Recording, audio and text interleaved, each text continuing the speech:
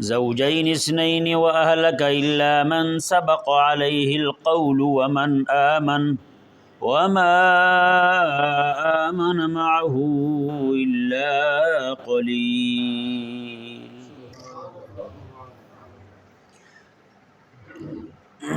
پچھلی آیہ کریمہ میں کفار کو تنبیہ کر دی گئی۔ اس آیہ مبارکہ میں اللہ تبارک و تعالی نے عذاب کے آنے کے متعلق کچھ ارشادات فرمایا کہ حتیٰ اذا جاء امرنا، معاملہ یوں ہی چلتا رہا، نوح علیہ نبینا و علیہ الصلوۃ والسلام کشتی بناتے رہے یہاں تک کہ وہ وقت آ گیا۔ حتیٰ اذا جاء امرنا، یہاں تک کہ ہمارا حکم آ گیا۔ وفار التنور، اور تنور جو ہے وہ ابل پڑا۔ تنور یہ ذہن میں رہے کہ یہ عربی زبان میں اسے تنور کہتے ہیں اور اردو میں اسے تندور کہتے ہیں۔ اردو میں کیا کہتے ہیں؟ تندور کہتے ہیں۔ تو اس تنور سے مراد کیا، کون سا تنور تھا، یہ ذہن میں رہے کہ ایک قول یہ ہے کہ یہ تنور جو ہے حضرت سیدنا نوح علیہ نبینا و علیہ الصلوۃ والسلام کو حضرت اماں حوا رضی اللہ تعالی عنہ و سلام اللہ علیہا کی طرف سے ملا تھا۔ جی، ان کی طرف سے ان کو وراثت میں چلتا چلتا ان تک پہنچا تھا۔ یہ تنور جو ہے اصل میں حضرت اماں حوا کا تھا۔ اور دوسرا قول یہ ہے کہ اس سے مراد عام تندور ہے جس میں وہ روٹیاں بناتے تھے، اسی تندور کو ایک بطور علامت کے مقرر کیا گیا، فرمایا کہ وہی ابل پڑے گا۔ اب ظاہری بات ہے کسی بندے کا تو یہ ذہن میں نہیں جاتا کہ تندور سے پانی نکل پڑے گا۔ جی، وہ والے تندور جو روٹی پکانے والے ہوتے ہیں اس میں سے آگ کا امکان ہو سکتا ہے، بندہ ڈرتے ہوئے ہاتھ نہیں ڈالتا کہ ممکن ہے کہ اس میں آگ پڑی ہو، شعلے پڑے ہوں، انگارے پڑے ہوں، لیکن کسی کے ذہن میں یہ تو نہیں ہوتا کہ وہاں پانی بھی پڑا ہوگا، نہیں، وہاں سے پانی نکلے گا باہر۔ اللہ تبارک و تعالیٰ نے یہ علامت مقرر فرما دی، فرمایا کہ اسی سے پانی نکلے گا۔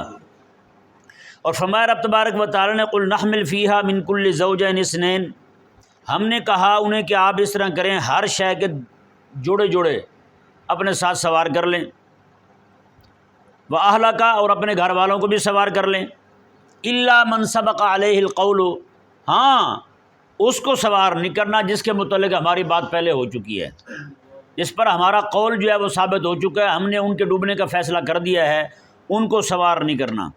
وَمَنْ آمَنَ، اور جو ایمان والے ہیں ان کو بھی سوار کر لیں۔ یہاں یہ بات بڑی قابل غور ہے، وہ یہ کہ حضرت نوح علیہ نبینا و علیہ الصلوۃ والسلام کے اہل میں سے جو اللہ تبارک و تعالیٰ نے فرمایا کہ ان کو آپ سوار کر لیجئے، تو ان میں 3 آپ کی بیویاں تھیں، زوجائیں آپ کی، اور 4 آپ کے بیٹے تھے۔ یہ آپ کا پورا قبیلہ تھا جن کو حضرت نوح علیہ الصلوۃ والسلام نے اپنے ساتھ سوار کیا۔ آپ کے گھر والوں میں سے 2 بندے غرق ہوئے، ایک آپ کی بیوی اور ایک آپ کا بیٹا۔ ہیں جی، اللہ تبارک و تعالیٰ نے ارشاد میں وما آمن معہ الا قلیل، اور نوح علیہ الصلوۃ والسلام پر ایمان نہیں لائے مگر تھوڑے لوگ۔ کتنے لوگ ایمان لائے؟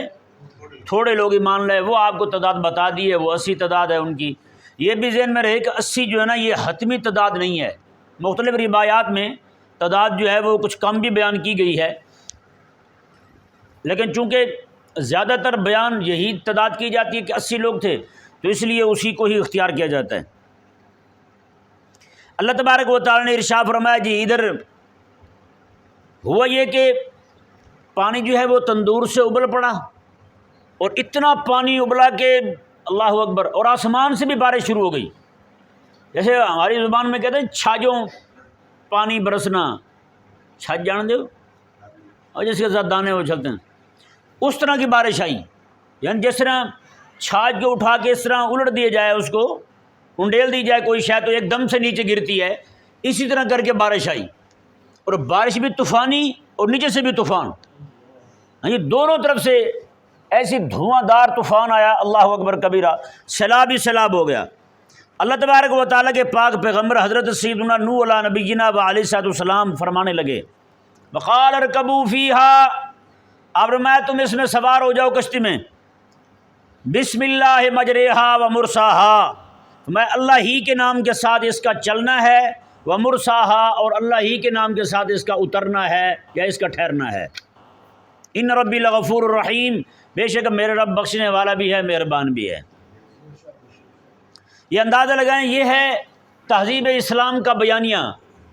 اسلامی تہذیب کو اللہ تبارک و تعالیٰ نے کیسے بیان فرمایا؟ تہذیب جو ہے نا وہ اسلام کی وہ تقریباً ایک جیسی رہی ہے، آداب جو ہے نا وہ ایک جیسے رہے ہیں، ان میں تھوڑا بہت جو ہے نا وہ تبدیلی ہو تو ایک الگ بات ہے۔ حضرت نوح علیہ نبینا و علیہ الصلوۃ والسلام کشتی میں سوار کرتے ہوئے کیا پڑھ رہے ہیں؟ بسم اللہ۔ کیا پڑھا آپ نے؟ بسم اللہ مجریہا و مرساہا، میں اللہ ہی کے نام کے ساتھ یہ چلے گی، اسی کی مدد کے ساتھ یہ رکے گی، یہ ٹھہرے گی، جو بھی آپ نے فرمایا۔ اب اس آیت مبارکہ کو دیکھیں، اس پر غور کریں، میں بھی اور آپ بھی غور کریں۔ تہذیب اسلامی کو تہذیب کفر، تہذیب افرنگ جو ہے کیسے نگل رہی ہے، کبھی میں نے اور آپ نے غور نہیں کیا ہوگا اس پر۔ کبھی غور کیا ہم نے کہ ہماری تہذیب کو فرنگی تہذیب کیسے نگل رہی ہے؟ ایک ایک شے میں آپ غور کرتے جائیں تو بات آپ پہ کھلتی جائے گی، بات عیاں ہوتی جائے گی کہ کیسے ان کی تہذیب نے ہماری تہذیب کو نگلا ہے، کیسے ان کی تہذیب جو ہے اس نے ہماری تہذیب کو بگاڑ کے رکھ دیا، اس کا حلیہ بگاڑ دیا ہے۔ سوچ رہے ہیں بات کو، سمجھ رہے ہیں نا؟ اب دیکھیں، اب بات ہم لباس سے شروع کرتے ہیں۔ ہماری تہذیب کیا ہے لباس کے معاملے میں؟ امامہ سر پر اور کپڑے، کیا ہے؟ کپڑے۔ اب بتائیں، ان کی تہذیب پینٹ شرٹ ہے، اس نے کہاں تک سرایت کیا ہے ہمارے اندر؟ آج باقی عوام کو چھوڑیں، پیروں اور مولویوں کے بچے جو ہیں وہ بھی پینٹ شرٹ میں آ رہے ہیں، وہ بھی پینٹ شرٹ میں آ رہے ہیں، اور مبلغین جو ہیں وہ اتنا مرعوب ہوئے ہیں، وہ یہ کہتے ہیں کہ جناب اگر ہم پینٹ شرٹ میں اور ٹائی میں آئیں گے تو لوگ ہماری بات غور سے سنیں گے۔ یہ کیا بات ہوا بھائی؟ تو پھر پینٹ شرٹ میں اور ٹائی میں آ کر کے آپ کی بات غور سے نہیں سنیں گے، پھر آپ بالکل ان کا عقیدہ ہی اپنا لیں پورے کا پورا، پھر آپ کی بات زیادہ غور سے سنیں گے، وہ ہے یا نہیں؟ آپ کھڑے ہو کے کہیں جی 3 خدا ہیں، ہم اکانی میں ثلاثہ کے قائل ہیں، تو بات اور غور سے سنیں گے۔ یہ کیا بات ہوئی بھائی؟ اور بھائی جب آپ نے ان کو اپنی تہذیب کی دعوت دینی ہے تو پھر اپنی تہذیب اپنا کے جائیں، نہ کہ ان کی تہذیب اپنا کے جائیں گے اور ان کو دعوت دیں گے۔ پھر دعوت کس چیز کی دیں گے آپ بتائیں؟ گلے میں جب آپ نے ٹائی باندھ لی ہے، ٹائی باندھنے کا مطلب یہ ہے کہ عیسیٰ علیہ السلام کو نعوذ باللہ من ذالک سولی پہ لٹکایا گیا تھا، قرآن کے حکم کی آپ نے کر دی نفی۔ قرآن نے فرمایا وما قتلوہ وما صلبوہ ولکن شبہ لہم، نہ تو انہوں نے حضرت عیسیٰ علیہ السلام کو قتل کیا، نہ انہوں نے صلیب پہ چڑھایا، بلکہ ولکن شبہ لہم، اللہ تعالی نے ان کو شبہ میں ڈال دیا، انہوں نے اپنے بندہ لٹکا دیا تھا اور یہ سمجھ رہے تھے ہم نے عیسیٰ علیہ السلام کو سولی دی ہے۔ اور باقی رہی بات عیسیٰ علیہ السلام کی تو اللہ تبارک و تعالی نے فرمایا رفعہ اللہ، اللہ تعالی نے عیسیٰ علیہ السلام کو اپنی طرف اٹھا لیا۔ بتائیں، اب جب ٹائی باندھ کے عیسائیوں کے سامنے ہمارا کو مبلغ جائے گا تو وہ کہے گا بھائی میں تو آپ کے عقیدے کو مان رہا ہوں، آپ کے نظریے کو مان رہا ہوں، تبلیغ کس چیز کی ہوگی پھر؟ بولے نا بھائی، تبلیغ ہوگی وہاں پہ؟ کوئی تبلیغ نہیں ہوگی۔ لباس میں ہماری تہذیب اب گئی، پورا عرب جو ہے، کچھ لوگ ہیں جو آپ کو دکھائی دیں گے وہ توپ میں جبے میں، باقیوں کو دیکھ لیں پینٹ شرٹ میں آ رہے ہیں، سارے نوکری جو کر رہے ہیں سارے وہ بھی اسی میں پینٹ شرٹ میں بیٹھے ہوئے ہیں۔ نہیں سمجھ آ رہا؟ میں اس لیے مجھے پتہ ہے جب میں بات کرتا ہوں تو کہتے ہیں آپ یہ غلط باتیں کرتے ہیں آپ، تو بھائی اگر آپ جو ہے نا آپ سے سستی ہو رہی ہے، آپ اسلامی وضاقت کا لباس نہیں پہن رہے، اسلامی تہذیب کا لباس آپ کو اچھا نہیں لگ رہا، ہاں جی آپ کا مزاج بگڑ گیا، تو اس کا مطلب یہ تھوڑی ہے کہ حق کو ہی آپ ناپسند کرنا شروع کر دیں۔ اسلامی تہذیب کے بارے میں ہمارے مزاج یوں خراب ہوئے ہیں لباس کے معاملے میں۔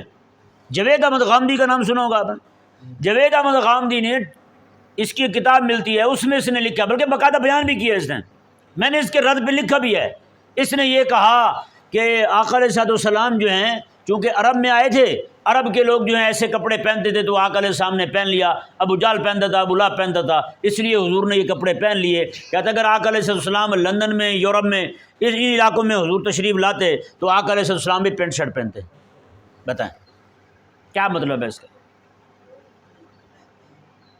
یعنی یہ سہولت کار ہیں ان کے تہذیب لوگوں میں گھسانے کے، ان کی تہذیب کی محبت ہمارے لوگوں کے دلوں میں ڈالنے کے اور ہماری اسلامی تہذیب تسنن جو ہے اس کی محبت لوگوں کے دلوں سے نکالنے کے لیے یہ ان کی سہولت کاری کر رہے ہیں، ان کی سہولت کاری کر رہے ہیں، لوگوں کے دلوں میں ان کی گندی تہذیب کو خوبصورت بنا کے پیش کر رہے ہیں، اور اپنی تہذیب جو ہے اس کو پسماندہ اور اس کو جناب مرعوبیت کا شعار بنا کر کے پیش کر رہے ہیں، دیکھو جی یہ تو ہیں ہی ایسے۔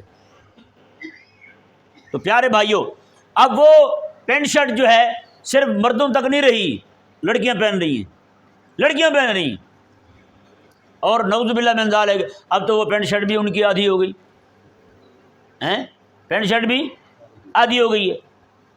ابھی کل ہی میں یہ سوچ رہا تھا، میں نے کہا جو بے دین لبرل جو ہیں عورت کی آدھی دیت پر اعتراض کرتے ہیں، ان کے آدھے کپڑوں پہ اعتراض کیوں نہیں کرتے؟ نہیں سمجھ آیا مسئلہ؟ آدھی دیت والے مسئلے پہ، نصف دیت بنتی ہے عورت کی، اس پہ اعتراض کرتے ہیں، ہاں جی، اپنے بازو جو ہیں وہ سر پہ رکھ کے شور ڈال رہے ہوتے ہیں، وہ اس بات پہ اعتراض کیوں نہیں کرتے اس کے کپڑے آدھے ہوئے ہیں؟ وہاں چپ ہیں، کیونکہ وہاں ان کی اپنی جنسی تسکین پوری ہوتی ہے، اس لیے وہاں مرتے نہیں بولتے۔ اب دیکھیں کھانے پینے کے معاملے میں تہذیب دیکھیں، ہماری تہذیب کہاں کھڑی ہے؟ اب یہ جتنے بھی کھانے یہاں بازار میں مل رہے ہیں، بچے جو ہیں ہاتھ میں برگر لے کے کھا رہے ہوتے ہیں، سویرے سویرے جا رہے ہوتے ہیں اسکول، جا رہے ہوتے ہیں، اماں نے ہاتھ میں پکڑایا برگر اور لے جا رہا ہے، راستے میں کھا رہا ہے، شورما کھا رہا ہے، سینڈوچ کھا رہا ہے۔ یہ کس کی تہذیب ہے بتائیں بھائی؟ ہماری تہذیب ہے؟ اگر یہ کہتے ہیں نا ہماری تہذیب ہے اور اس کے بڑے فوائد ہیں، تو پھر آپ کسی حکیم کے پاس، ڈاکٹر کے پاس جا کر کے بیٹھیں اور اس سے پوچھیں جناب بتائیں اس کے فوائد کیا ہیں، فوراً سے پہلے آپ کو منع کرے گا بھی ان چیزوں سے آپ رک جائیں، نہ کھائیں۔ نہیں سمجھ آ رہا مسئلہ؟ تو بھئی یہ تہذیب ان کی ہے، ہماری تہذیب میں کھانے کے ساتھ، روٹی کے ساتھ بوتل نہیں ہے۔ ہماری تہذیب میں کیا ہے؟ آقا علیہ السلام نے جو تہذیب ہمیں عطا فرمائی ہے، کھانے کے ساتھ، روٹی کے ساتھ کیا ہوتا تھا؟ پانی ہوتا تھا، لیکن یہاں پہ کیا ہے؟ کوک پیپسی پڑی ہوئی ہے۔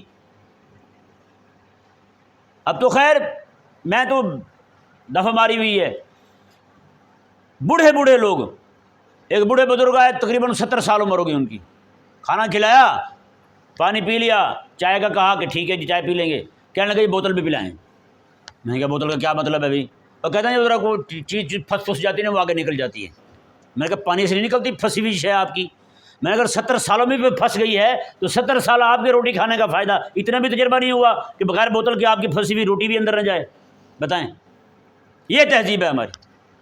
ایک بزرگ ہے ہمارے پاس، وہ چل نہیں سکتے، بالکل بوڑھے، گھٹنوں سے رہے ہوئے، گھٹنے بھی ان کے کام نہیں کرتے، بہت درد تھا ان کے گھٹنوں میں، بوتل پلائیں بھی، اور 4-5 دن رہے، وہ روٹی بغیر بوتل کے کھائیں نا، بوتل پلائیں گے تو روٹی کھائیں گے۔ اب وہ تھے بھی علم والے بزرگ تھے، اب بندہ کیا کہے؟ پھر ان کو یہ گورمے والی جو بوتل ہوتی نا یہی پلاتے رہے ہم ان کو، چلو کم از کم یہودیوں والے پیسے تو نہ جائیں ان کو، ہیں اسرائیل کو، یہودی ذلیل کو تو پیسے نہ جائیں۔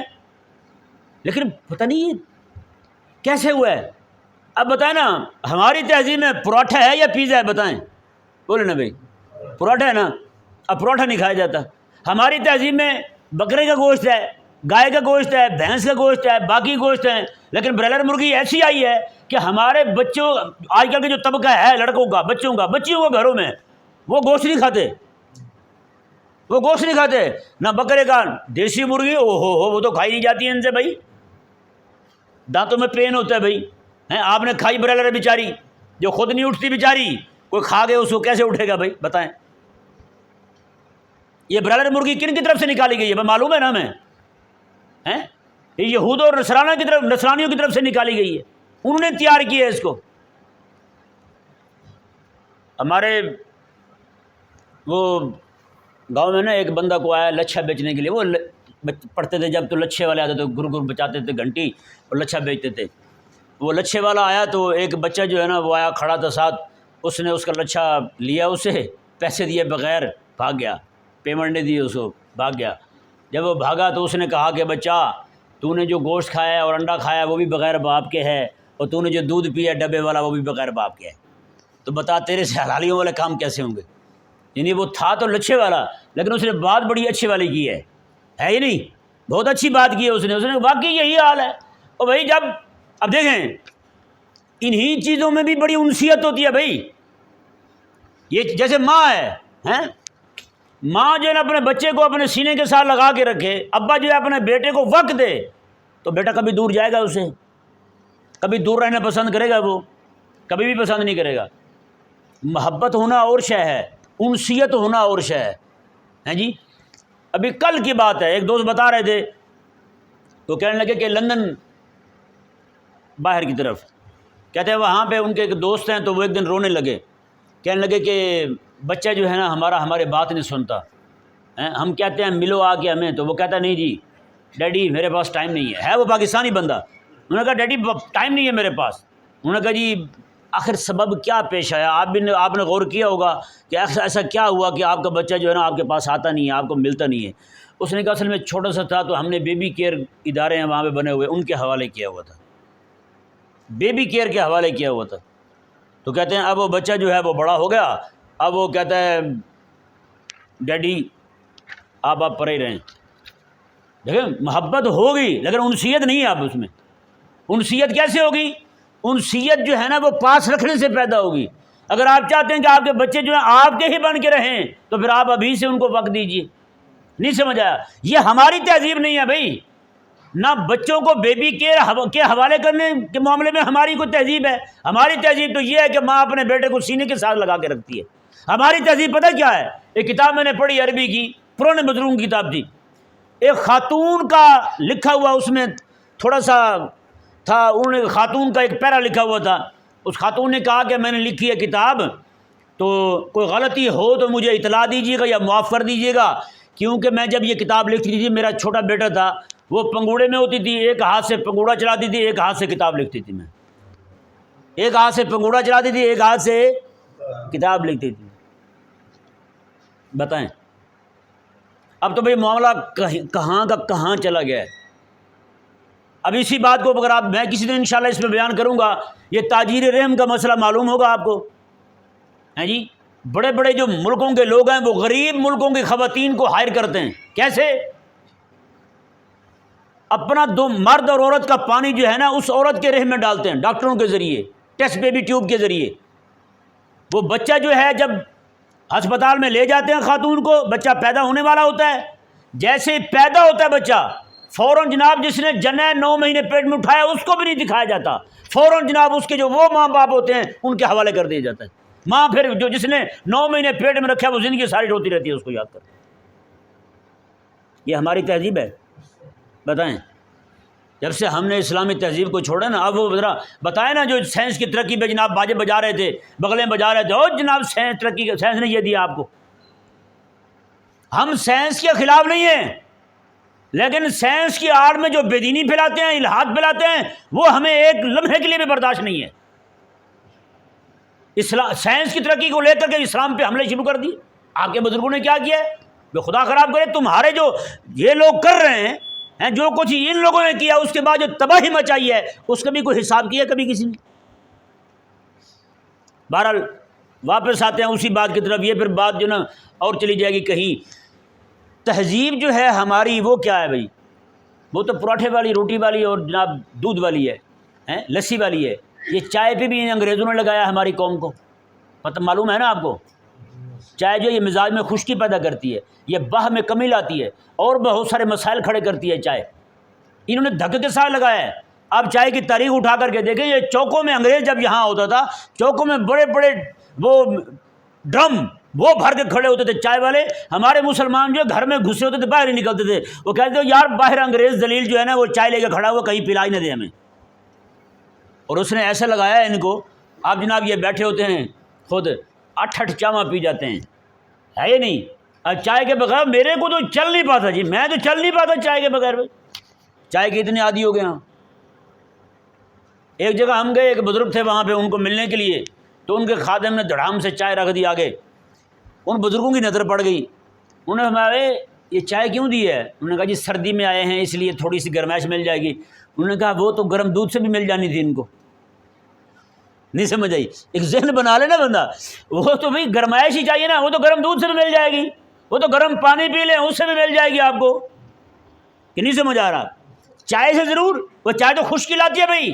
مزاج کو برباد کر دیتی ہے چائے۔ پہلے یہ حکیموں کے پاس رکھی ہوتی تھی، کوئی بیمار آتا ان کے پاس، وہ ایک چٹکی دے دیتے، یہ بھی نہیں پتہ ہوتا تھا کیا بلا ہے، چائے بن رہی کیا بن رہی ہے، وہ کہتے ہیں یہ چٹکی یہ دودھ میں ڈال کے نا اس کو پکا کے تھوڑا سا میٹھا ڈال کے شہد گڑ ڈال کے اس کو پی لینا دوائی کھا کے۔ بتائیں کہاں وہ ایک بیماری کا نسخہ تھا اور کہاں چسکا بنا لیا ہم نے۔ تو بھائی یہ تہذیب ہماری نہیں ہے۔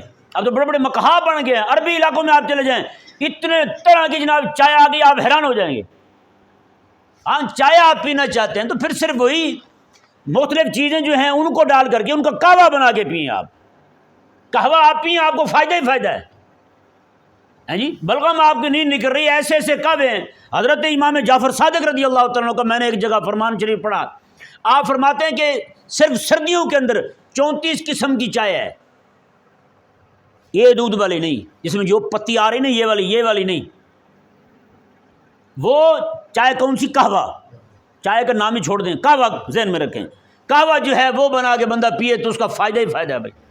بندہ کو موٹا ہو گیا ورزش نہ کرے، صرف پتے جو ہے نا چند پتے پودینے کے اور اس میں جناب ایک بڑی الائچی بھی خیر سے مہنگی ہو گئی ہے ہاں جی، وہ بڑی الائچی لے کے وہ ڈالے اور اس میں جناب کچھ پتے پودینے کے ڈال کے قہوہ بنا کے صبح بھی پیے شام بھی پیے ہاں جی، اس کا معدہ بھی ٹھیک ہے، باقی بھی ساری طبیعت ٹھیک ہے۔ لیکن کیا کریں، ہمیں چسکا بن گیا اس چائے کا۔ ہم تو بیٹھے بیٹھے بھی کہتے ہیں جی مجھے تو بڑا مگا دیں دیجیے گا یا پھر 2 کپ دیجیے گا، میرا اس سے کم میں گزارا نہیں ہے۔ ایک بزرگ ہیں وہ چائے کے بڑے شوقین ہیں، ان کو پتہ چل جائے نا کہیں پہ کوئی حکیم ہے اور وہ چائے سے منع کرتا ہے تو کہتے نہیں رہنے دو اس کو۔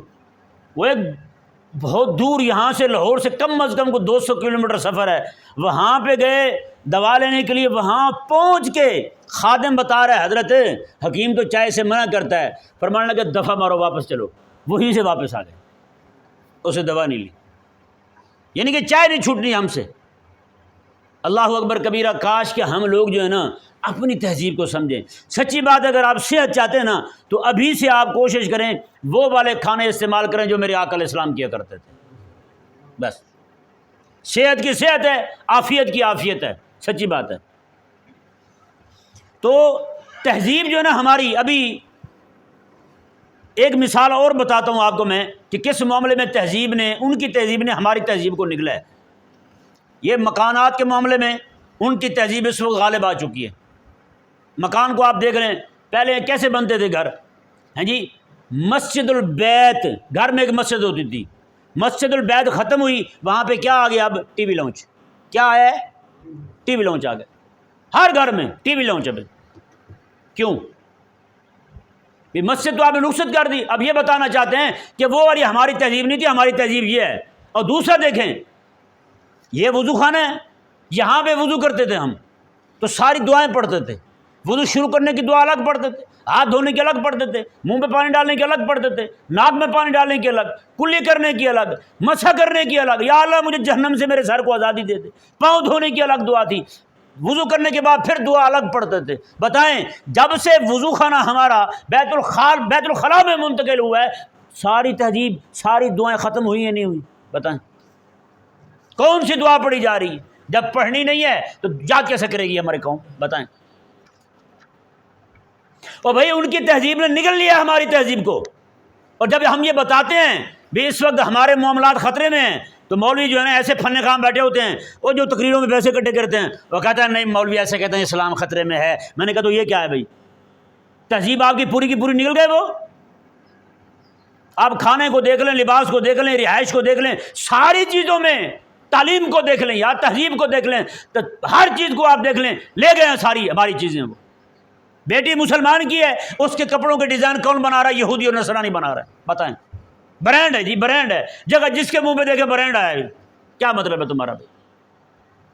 سچی بات ہے، عشرے میں ہم گئے کپڑے لینے کے لیے تو میں نے اسے کہا یار کوئی مسلمان عورتوں کے پہننے والا کپڑا دکھا۔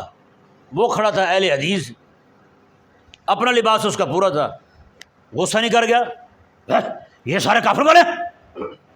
میں نے کہا دکھا کوئی مسلمانوں والا دکھا۔ پھر اس نے دکھایا، دوپٹہ اس کا اتنا بریک کہ جناب آر پار سے نظر آئے. میں نے کہا یار یہ بتا یہ والا کپڑا جو ہے مسلمان عورت پہن کے نماز پڑھ سکتی ہے؟ کہتے نماز تو نہیں ہوگی. میں نے کہا پھر کن والا لباس ہے بتا ذرا. میرے آقا علیہ السلام نے نہیں فرمایا قیامت قریب عورتیں کپڑے بھی پہنیں گی پھر بھی ننگی ہوں گی؟ یہ وہی حال ہوا یا نہیں ہوا بتائیں؟ اتنے باریک کپڑے بھی، مارکیٹ پوری انہی کپڑوں سے بھری ہوئی ہے، تہذیب انہی کی غالب آ چکی ہے. اب ڈھونڈ کے کپڑے ملتے ہیں کہ مسلمان عورت جو ہے ویسے کپڑے پہن لے جناب، جس سے اس کا جسم بھی ڈھک جائے، ضرورت بھی پوری ہو جائے.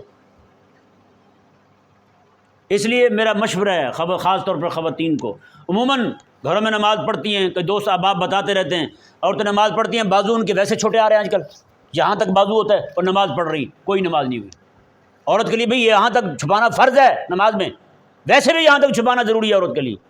تو نماز میں کھڑے ہو کے یہاں تک کپڑے پہن کے نماز پڑھ رہی، کون سی نماز ہوئی؟ اور اوپر سے جو دوپٹے ہیں ان کے وہ بالکل باریک، وہ پتہ نہیں کون سے کپڑے ہیں جو اس طرح اکٹھے ہو جاتے ہیں. پہلے ہمارے ہاں عیب سمجھ جاتا تھا، کسی کی شلوار قمیض اس طرح اس میں وٹ آ جاتے تھے، کپڑے ایسے آتے تھے نا پہلے، وہ بڑا شرمندگی محسوس کرتے تھے یار میرے کپڑوں میں وٹ آ گئے ہیں. اب وہی وٹوں والے کپڑے پہننا فیشن بن گیا ہے.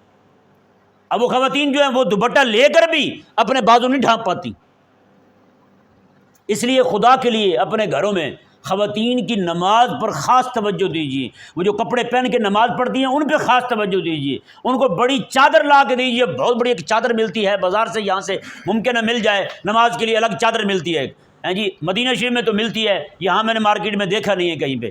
وہ چادر لے کے دیجیے، بالکل یہاں تک چادر آ جاتی ہے، پورا جسم ڈھک جاتا ہے، اسی میں وہ نماز پڑھ لے. مسلمان کی بہن بیٹی ہے تو کپڑے پورے پہنے ہیں. نہیں سمجھ آ رہا مسئلہ؟ خواتین ہماری نماز ہے کیوں؟ اچھا ایک مسئلہ اور اہم ہے. بہت عرصہ تک میں نے دیکھا خواتین کیا کرتی تھی، مثال کے طور پر نماز پڑھ رہی ہیں، ظہر کی، عصر کی، مغرب کی، فرض پڑھ رہی ہیں. فرضوں میں کیا کیا انہوں نے؟ ایک رکعت کھڑے ہو کے پڑھ لی، باقی 3 رکعتیں بیٹھ کے پڑھ لی. یہ نہیں کہ بوڑھی عورتیں جو کھڑی نہیں ہو سکتی، وہ نہیں، جوان عورتیں، ان کا یہ معمول تھا. بڑا عرصہ میں نے دوست احباب کو بتایا، میں نے کہا یار آپ کی خواتین نماز کیسے پڑھتی ہیں؟ انہوں نے کہا جی ایک رکعت کھڑے ہو کے پڑھتی ہیں، باقی 3 بیٹھ کے پڑھتی ہیں. میں نے کہا کیوں؟ ایک رکعت کھڑے ہو کے پڑھی، باقی 3 پڑھتے ہوئے کون سا ذوف آ گیا ان کو؟ بھائی بتائیں کون سی کمزوری آ گئی ہے؟ تو یہ خواتین میں بہت زیادہ مسئلہ ہے. تو جس بندے کو طاقت ہو کھڑے ہونے کی، وہ پھر بھی کھڑا نہ ہو، نماز بیٹھ کر کے پڑھے، تو اس بندے کی نماز نہیں ہوتی.